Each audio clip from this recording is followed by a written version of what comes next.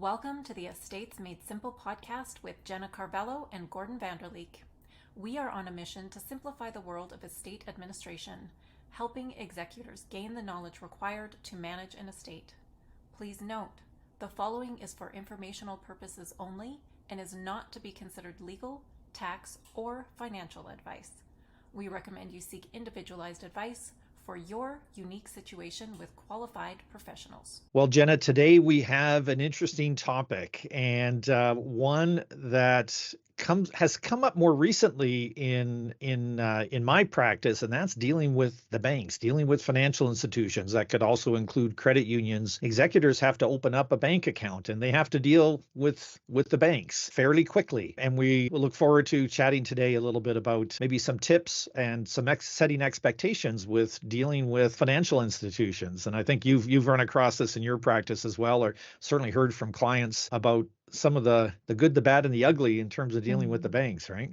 Oh, of course, because every executor needs to deal with the banks. I mean, most people who pass away do have accounts to start with. And then so in addition to those accounts, as you mentioned, an executor will also need to open up an estate account to pay expenses and flow through any income received into the estate. So let's talk about that. So the starting point, as you suggested, is that once you get appointed as the legal representative of the estate, usually that means you have a grant of probate or a grant of administration, and now you have the authority and you can open up a bank account. We'll talk about maybe some ways to avoid that later on. But let's start with that first is, okay, you've been formally appointed. What do you do next? And typically, one of the first jobs would be to begin to collect all the assets of the estate, right? So best to open up a new estate account. It's interesting. I've seen some banks, for the most part, I think the right way of doing it is opening up a brand new account. So you start with a zero balance, and then you're going to take all the other accounts in the name of the deceased, and you could put them into that estate account if appropriate. Now, in some cases, if there's investment accounts, you may want to keep them as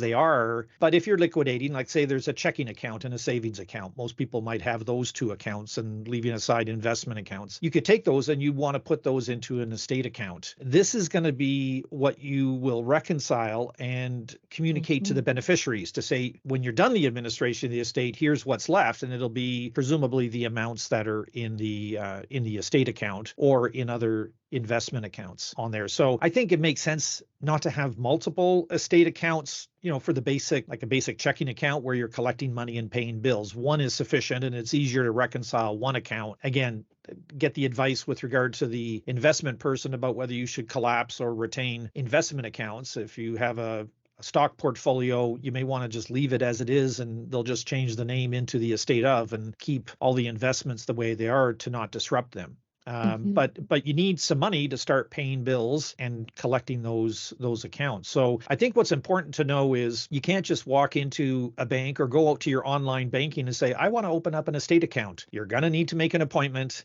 That'll take a little bit of time just to be able to find somebody who's experienced in opening estate accounts. In my experience with most banks, from branch to branch, there might be one or two people within the organization, within that branch, that are familiar with estate accounts and are trained for that. It's not necessarily every single teller or every single bank person understands estates, because there's unique rules in place, and the banks will have their checklists of what's applicable. So you got to find the right person, book the appointment, and then come in with the right documentation, right? Make sure that they'll often ask for the death certificate. I was recently in the bank and opening up an estate account, and we were talking about that before we hit record, and they wanted the original death certificate, right? I was questioning, well, why do you need that? Well, they need it, right? And so you're going to deal with a person who effectively is collecting information, probably for an estate department in downtown Calgary or Toronto or somewhere else. They will have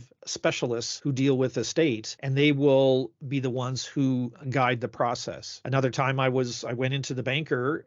I had dealt with her before, but let me get the estate person on the line from Toronto. They call the number. The person takes over the computer and starts, fill out this form, do this, and checks everything, right? So the message is the person at the front line does not have the authority to do everything you want that person to do. They're going to, in all likelihood, be checking with the estate department, and the estate department is going to sign off on, yes, you have all the right forms, and get the executor to sign this, and we need a copy of this. And then even if you sign all that and submit it to him, you're thinking, oh, now I can start paying bills, right? Because probably by the time you get to the grant of probate, you got a few bills that are piling up, or people who are looking for money. Well, you can't pay it right away, because just be aware, it's probably going to take 2 or 3 weeks, maybe up to a month or longer, to set up the estate account, which is not consistent with how we deal with banks, right? I can open up a checking account with my bank using online banking. Well, you can't do that with the estate account. So just be aware of that they have their rules. You're not going to convince them to change the rules that they have across Canada. So you're just going to have to follow the rules. But I think the other point by way of introduction is you can choose the bank. You're not stuck with the bank the deceased person used. You can pick your own bank. Maybe that's preferable because you have a relationship, you know the manager. You can get them to help you along the way. Maybe there's an investment person there that you want to get advice regarding investing and getting a good rate of return on the money. And so you could use your own bank, or you could just stick with the bank, for example, where all the investments are. Maybe it makes more sense just to continue with the relationship that the deceased person had with that particular banker if you feel that they're going to work with you fairly. But yeah, you got to choose the bank, and then make sure you book the appointment with the right person, and come ask them what they need. You're going to bring in your ID, bring in the original documents, you need notarial copies of documents, so you can work with the lawyer to getting all that ready to go, so you have a successful first meeting. And then it's a hurry up and wait for the bank to open up the account.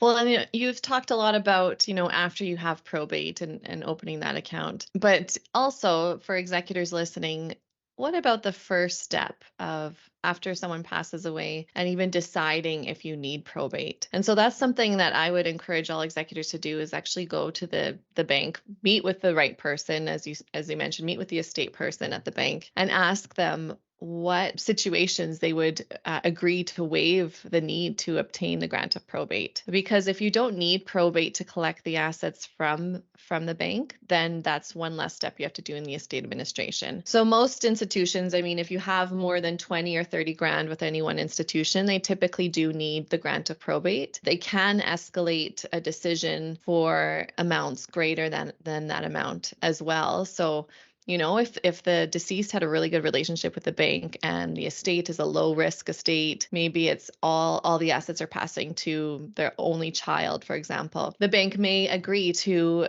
waive the need for the grant of probate, which is wonderful. So that's one of the first questions I would ask as an executor, if the bank would agree to do that. Yeah, I think that's the right question. And quite frankly, the first question I ask if somebody comes in at a first meeting for estate administration, right? They say, well, I think I need to go through probate. But we try to hit the pause button and say, well, are we sure we need it? And let's go through that analysis, right? There may be benefits and reasons why you want to go through probate, but the bank will typically ask for it, but you may have to negotiate a bit, but it is possible. And in certain unique circumstances, you can get the bank to agree. Typically, it involves giving them an indemnity where you are saying, okay, I assure you I'm the right person. This is the valid last will. And if there's ever a problem, or if you ever get sued, I'll make sure I keep you whole, right? I'll cover all those claims or expenses. And on the strength of that, the bank may waive the requirement. And again, low risk. I think your numbers are right. What I typically see is, yeah, if it gets beyond 20, 30,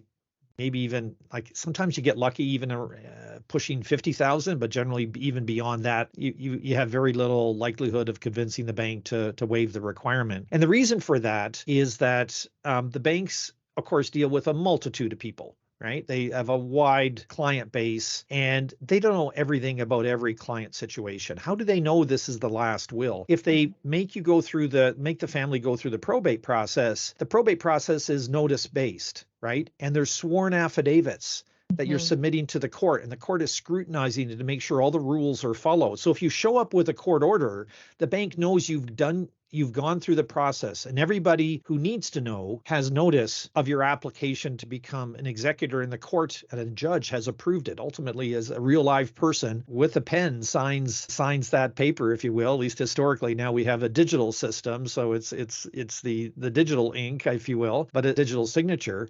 But still, it's a judge saying, no, this is all appropriate.